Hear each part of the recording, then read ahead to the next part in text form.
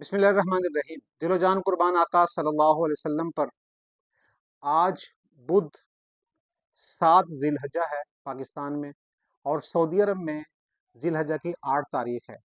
آج سے حج کے ایام شروع ہو جائیں گے۔ آج پہلا دن ہے حج کا۔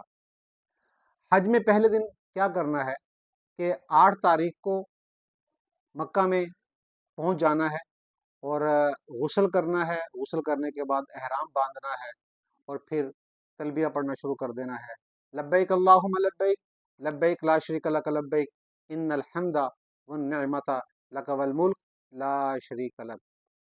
یہ تلبیہ مسلسل اپنی زبان پر جاری رکھنا ہے۔ احرام باندھنے کے بعد مینا میں پہنچنا ہے۔ مینا مکہ سے 3 میل کے فاصلے پہ ہے۔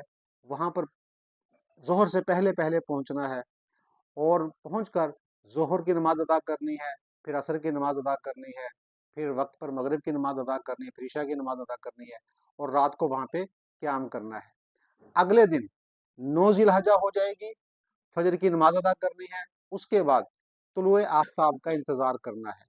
جب سورج طلوع ہو جائے تو پھر مینا کو چھوڑ دینا ہے اور میدان عرفات کی طرف روانہ ہونا ہے۔ تو پہلا دن 8 ذی الحجہ کو صرف یہی ایک عمل کرنا ہے کہ مینا میں پہنچ کر وہاں پہ قیام کرنا ہے، ظہر، عصر، مغرب، عشاء، اور اگلے دن فجر، یعنی کہ یہ 5 نمازیں مینا میں ادا کرنی ہیں۔